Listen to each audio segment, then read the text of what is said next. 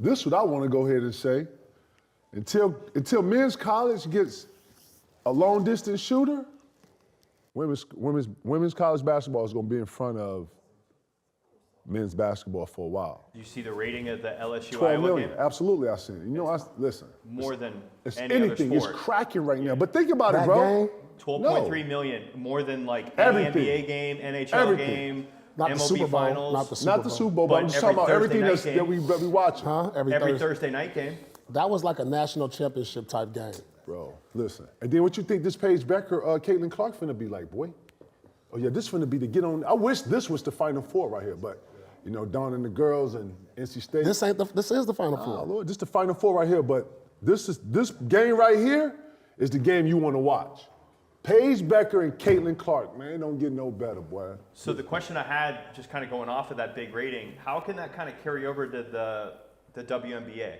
Because we've seen women's college basketball do so well in the last couple of years from a rating standpoint, fan standpoint, and a lot of these women are now going to the WNBA. How can it carry over? Hit me out. This is my take on this. Okay. Today's game is all about the long ball, right? If you shoot the long ball like Steph Curry, Dame Lillard, you are considered up here in this generation. The long ball is where it's at, bro. Nobody care. If you got skills, you got shake, you got wiggle, that's cool. But if you got a long ball, I ain't talking about some shoot at the free throw line, 3-point line. I'm talking about this when you got to do this right here when you turn around. This is what I'm talking about, distance. The reason why everybody's on this like this is because this girl is playing so much different than any other girl in college. Paige Becker, Juju, and Caitlin Clark are playing so different than everybody else. Just think about how many girls are in college, right?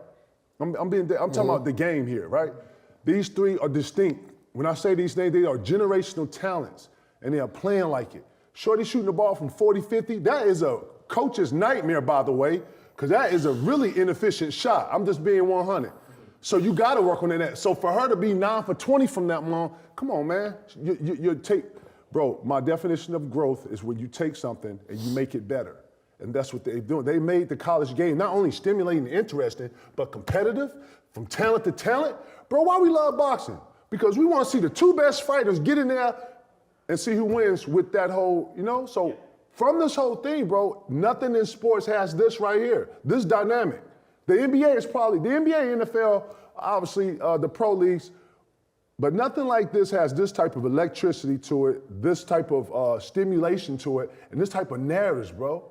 Man, Paige Becker got hurt 2 years ago when she was low-key. They were saying she was either better than Caitlin or they was on the same whatever, but she was the it. She was Caitlin before Caitlin. Nah, Caitlin was Caitlin. Paige Becker was Paige Becker. Well, Paige, 2 years ago, her freshman year, she was National Player of the Year. She was cracking.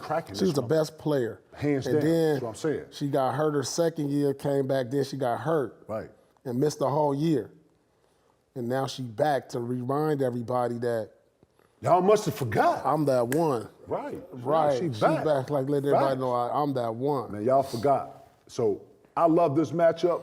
I love the dynamic of it. Angel Reese. I love how LSU and all the girls, how they push that narrative of strong women and yeah, y'all trying to beat us up. And bro, I'm in all the narratives, bro. And what I'm saying is I don't see nothing like this across the board that's competitive. But when I watch the men's game, man, the men's game need another level of development. I'm watching players be able to turn the corner, and the handle ain't even there to turn the corner. I'm watching a two-chest pass might go through somebody's hands, and I get it. It's college. I'm not looking for the imperfections. I'm actually trying to pull the pluses out of it, but I'm just seeing a very, very distinction from the development. Well, college like the men like the stars right now. There ain't nobody like out there who like distinct that you like. That's what I'm saying. I can't even think of five guys in college. I'm talking about the development though. The girls are developed more than the guys. But they got superstars too. Like man, we watching these girls is hooping. Like it go beyond. Old girl that was in Notre Dame, the guard, she was man. They got a cold. three-headed monster over there in Notre Dame that's cold. Like, you know what I'm saying? Same thing in South Carolina. It's like NC so many State. good. You know what I'm saying? There's so many good girls that can hoop though. You like damn. And it's at the perfect time where you seeing women's sports Going to the next level. women everything. We got Yeah. women presidents in the world. We got women, you know what I'm saying? So you starting to see the rise of women go like this. And what great two players do you have, man? I got to keep throwing Miss Reese in there because she gonna be part of this whole this whole duration of moving the game, right? She just declared this morning going to the WNBA. Yeah, listen, they bringing all this to the game.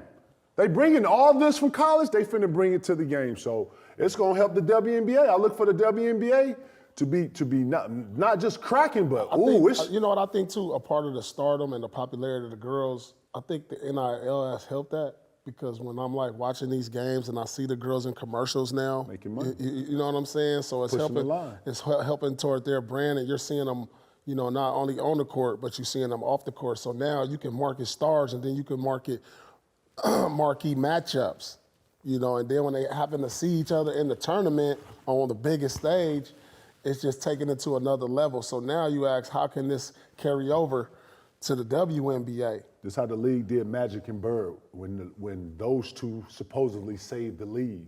Mm-hmm. They promoted the matchups. This is the same Right. formula, but college girls didn't have the players or didn't have the variety of players to be able to feature like this on this level. I mean, you can go back in time. We got countless girls and I played the game. I've never seen this type of insurgence of business with the women's game and the growth like this. No, I've never seen it like this. This is a one-of-one that what we're seeing, and it's a dope time for the ladies to grow, man. I think it's inspiring, and man, not only that, but it's been some great basketball, man. Y'all been watching the games? There's been some great games going on with the women's basketball. That's another thing too. The quality play is crazy. Yeah. Quality play is up. It's far to none. So, man, shout out to the ladies doing it, man. I'm watching all of it, man. I'm rooting for everybody. Obviously I'm a South Carolina boy, but man, I can't dismiss Paige Bueckers. I can't dismiss Caitlin. Can't dismiss NC State and what they doing. I'm in, bro. Straight up. I think it's great for the game, men and women. Let's get it, man. It's taking the truth. Let's ride.